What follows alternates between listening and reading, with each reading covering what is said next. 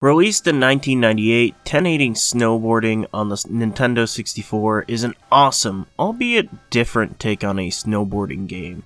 At this point in time, you're probably used to snowboarding games looking a lot more like this.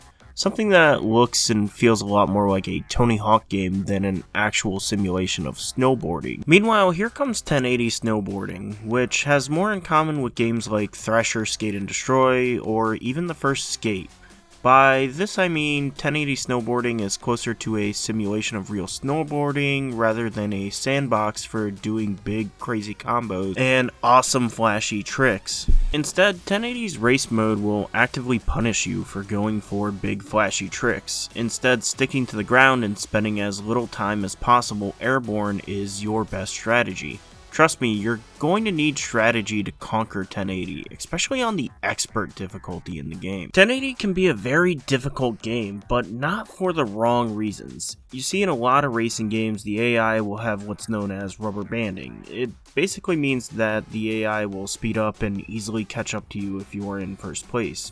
Mario Kart 64, or really all of the Mario Kart games, are probably the biggest offenders of this that I can think of off the top of my head. Instead, in 1080, you have to know the track layouts and where the shortcuts are at in order to defeat the AI, and if you know me, then you'll know dunking on clankers is something I pride myself on. That's right, 1080 has shortcuts, and they're really clever and well done. They're never obscure enough to feel obtuse, but also not out in the open enough to just feel like a gimme. This is also when I point out how important it is to stay grounded and not just bump into walls and take unnecessary jumps. Take for instance this race I had right here. I got my face stomped in by the clanker. Yet it's not because of rubber banding or some unfair mechanic. I was racing extremely sloppily and kept bumping into stuff and falling over, so of course I would lose. The difficulty of 1080 is made more brilliant when you realize that each character has a different stat spread than the others.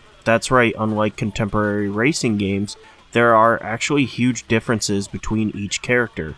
I personally always choose my girl, Akari Hayame, as she has good turning, or technique as it's known in this game, and good balancing. Meanwhile, her default speed and power leave a bit to be desired. Your characters aren't the only thing you need to consider though. You should also be very mindful of your snowboard stats as well. These stats have a very direct impact on how your character plays, which is why choosing a board and racer combo that vibes well for your playstyle is necessary, as I highly doubt you'd be able to get through 1080 with just the default board and character combo. Although, maybe you're better than me and you can do it. If so, big ups to you. You're the man. Of course, all this talk about stats and the learning curve of 1080 would mean nothing if the tracks weren't fun. Well friends, sit back, because 1080 has some of the most well thought out and interesting track designs I've seen. There are of course the skips, which as previously noted are well thought out with their placement. Then there are fun little Easter eggs like the Nintendo 64 logo being sculpted out of ice in this level. One thing I really love about the shortcuts is how often they incorporate jumping in them. You will either have to time a jump to reach one, or you will have to jump over obstacles to not eat snow while taking the shortcut. Now, you may be wondering why you would take a shortcut if I said before that staying out of the air and on the ground is the key to winning races in this game. I mean, the shortcuts require jumping, so why risk falling from the jump and losing momentum? Well, that's the brilliant thing about how they are implemented here. Oftentimes if I'm taking a shortcut, it's because I've already fallen behind the clanker and I need to catch up. So risking a fall and losing momentum really doesn't matter very much to me. Heck, if I'm already losing, I need every advantage I can get to win, so the risk is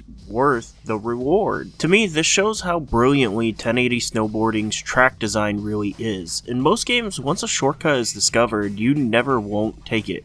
Yet in 1080, you have to think about whether or not attempting to take the shortcut actually makes sense at that moment, because if you mess up and end up falling on a jump or bumping into the walls too much, then it will all be for naught. 1080 has some really excellently designed tracks, but there is one problem with them. There are only 7 of them total throughout the whole game. That's pretty paltry even for this era of gaming. Heck, even Super Mario Kart on the frickin' Super Nintendo had more tracks than this. I know programming in a mountain probably wasn't the easiest thing to do, but 7 is just way too few. I hope you like the 7 tracks in this game, because if you don't, then you're kinda SOL and will have nothing else to do, as even in the trick attack mode in the game, you'll still have to play on these same tracks. This is quite a problem actually. You see, I've been dancing around this fact for a while now, but 1080 does have a trick system. Big surprise, I know. A snowboarding game with tricks in it. What's next? A dog that loves chasing its tail? The trick system in 1080 is again meant to be more like a simulation of real snowboarding, which means that oftentimes you're lucky to get enough air to land 1, maybe 2 tricks, then be in the correct position so you land accordingly. I think it's a great system because, well, yes, the tricks aren't as flashy as the Tony Hawk series, they are very satisfying to pull off. I mean it, landing a trick in 1080 can be legitimately difficult, which makes landing 1 or even 2 of the tricks very satisfying to pull off. Sure, there's a learning curve to this system, but overall it's a fun mechanic that should add to the game, right? I mean, there is a whole mode dedicated to it, so this should solve the problem, because surely there's one track that just lets you go crazy for high score on trick attack mode, right? Sadly, there is no track that is really exclusive to trick attack mode.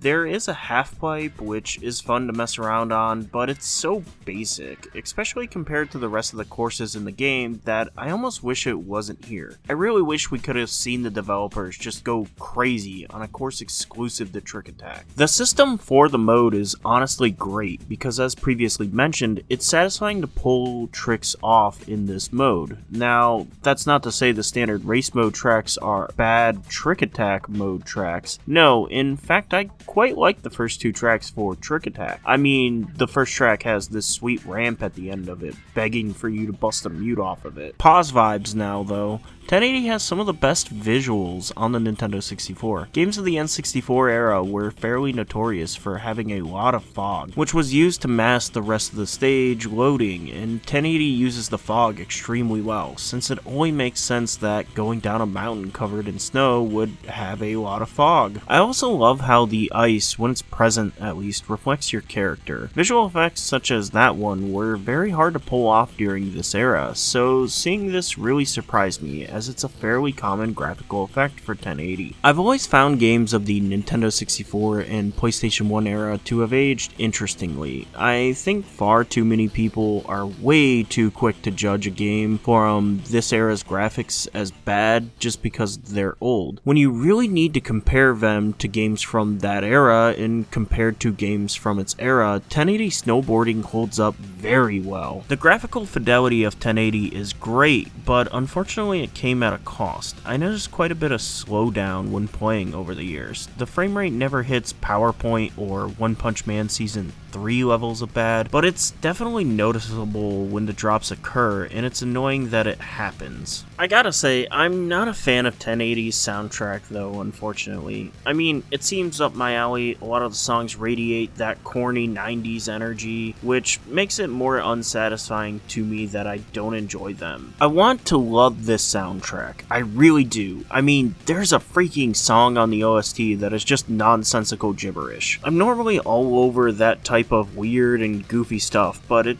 does nothing for me here. The reason why is probably just because at this point I've basically been conditioned to think only a certain type of music belongs in a game like this. That being hard rock with heavy bass drops and sick drum solos. Music that just gets my heart racing and makes me grip my controller just a little bit tighter. 1080 snowboarding doesn't really have songs like that. Instead we get songs more like this. I like that bass.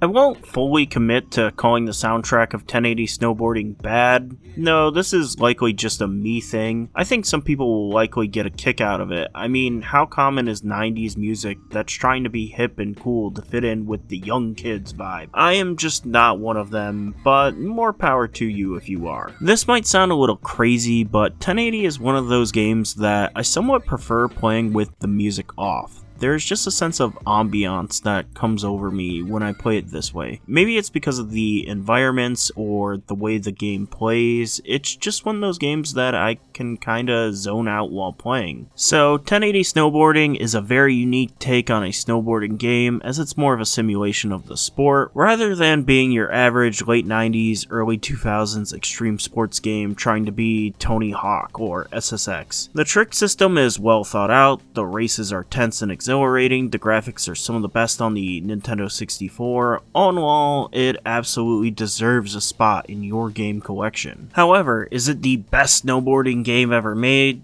That one I'm not as sure about. I mean, I'm really only familiar with 1080 and the SSX games. I can't say for certain that this is, objectively speaking, the best snowboarding game ever made. What I can say is that 1080 Snowboarding is great, and as previously stated, belongs in your collection. That's gonna do it for today. If you liked this video, like it down below, also leave a comment. I'm curious on what you think is the actual best snowboarding game. Then subscribe, as more videos are on the way, and until next time, peace. When I decided to train for this, I heard it all. Jehu, you fool, this is the desert. Jehu, it's 110 degrees, crazy things. I practice around 5-6 hours a day with the rumble pack. On the slopes, in the half-pipe, Jehu is there. It's very spiritual. Just you and the mountain, and the snowboard, and the game. 1080 Snowboarding, only on Nintendo 64. Real close to the real thing. I warn you, snowboarders, watch out for Jehu!